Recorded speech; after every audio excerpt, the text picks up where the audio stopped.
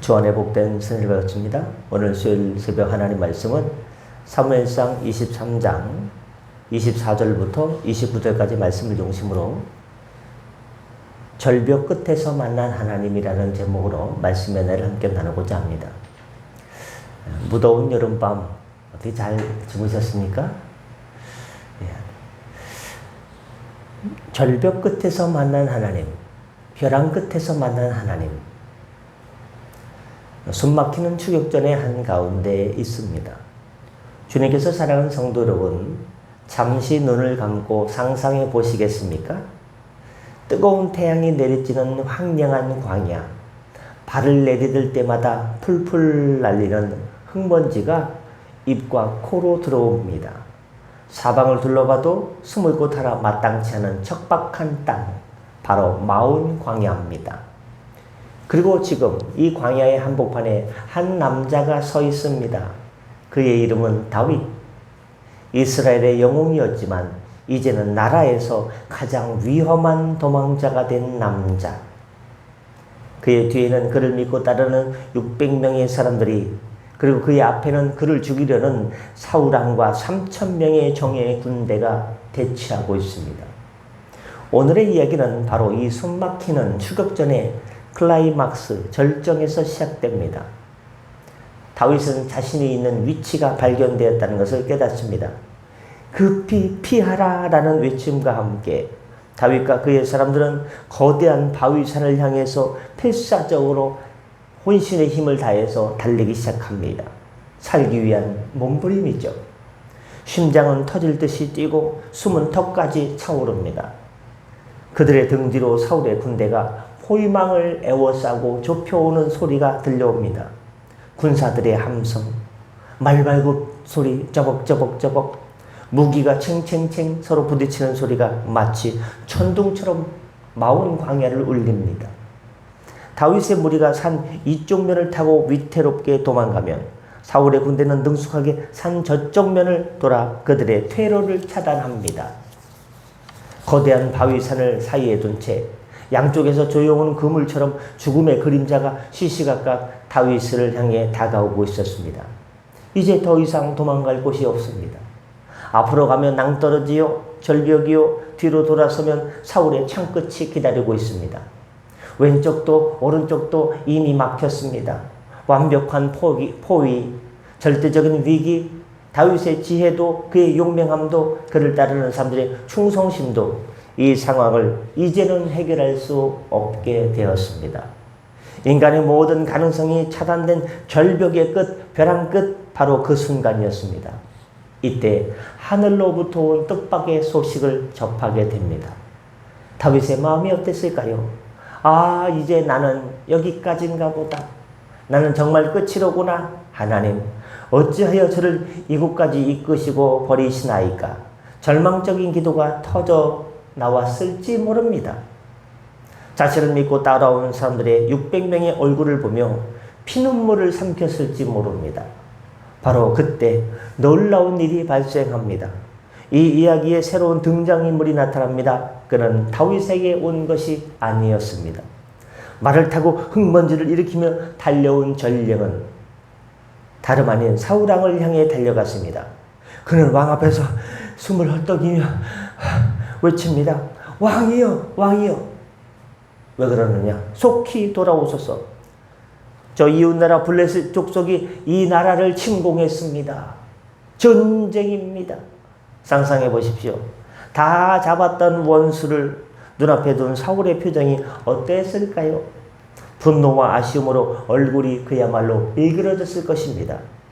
조금만 더 가면 저 괘씸한 놈을 잡을 수 있는데, 하지만 그는 일국의 왕이었습니다. 개인적인 복수심에 불타는 한 사람이기 이전에 나라를 지켜야 할 책임이 있는 왕이었습니다. 그는 이를 갈며 명령을 내렸을 것입니다. 전군 퇴각하라! 퇴각하라! 왜 퇴각 안 하십니까? 블레셋을 막으러 간다. 그렇게 사울의 군대는 다윗을 등지고 발걸음을 돌려야 됐습니다. 죽음의 포위망이 거대한 틈이 생겼습니다. 방금 전까지 죽음의 함성이 가득했던 광야에 믿을 수 정적이 흘렀을 것입니다. 다윗과 그의 사람들은 멍하니 서서 요즘 애들 말로 멍 때리고 멀어져가는 사울의 군대를 바라봤을 것입니다. 그리고 깨달았을 것입니다. 이것은 우리의 힘으로 된 것이 아니다. 이것은 하나님께서 하신 일이다. 셀라 하만네곳, 나의 분리의 반석. 그 사람들은 그 기적의 장소를 어떻게 불렀느냐? 그 놀라운 장소를 셀라 하만네곳이라고 불렀습니다. 히브리어로 분리의 반석입니다. 큰 바위인데 그 바위가 쪽 하고 쪼개져 가지고 이쪽과 저쪽으로 나누어져 있는 것입니다. 죽이려는 자와 살아남은 자가 갈라서는 곳, 절망과 희망이 교차하는 곳, 인간의 끝과 하나님의 시작이 만나는 곳, 그 바위산은 이제 단순한 지형지물이 아니라 하나님의 살아계심과 그분의 놀라운 구원을 증거하는 영원한 기념비가 되었던 것입니다. 사랑하는 성도 여러분, 이 이야기는 3000년 전 광야에서 끝난 옛날 이 호랑이 담배 피던 그 시절 이야기가 아닙니다. 바로 오늘 우리가 살아가는 우리네 이야기입니다. 우리 각자에게는 우리를 맹렬하게 추격하는 사울이 저마다 있습니다. 그것은 빛 독촉일 수도 있고 끊어지지 않는 중독일 수도 있고 나를 계속해서 괴롭히는 가족일 수도 있고 이웃일 수도 있고 직장 동료가 될 수도 있습니다. 깨어진 관계의 아픔일 수도 있고 내일을 기약할 수 없고 알 수 없는 건강의 문제일 수도 있습니다.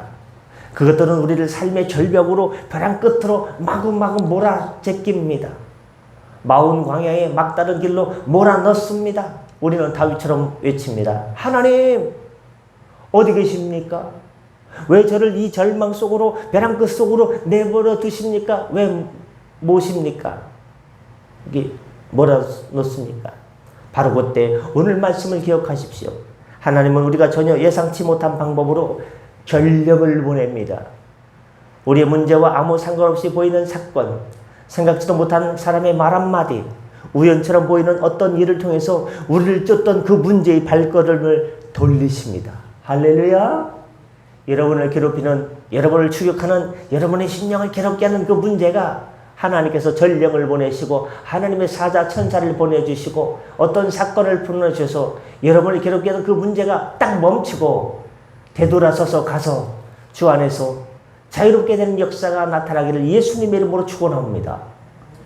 하나님은 우리의 원수까지도 사용하셔서 우리를 위한 구원의 길을 여시는 분입니다. 그것이 바로 여러분의 셀라 하마느곳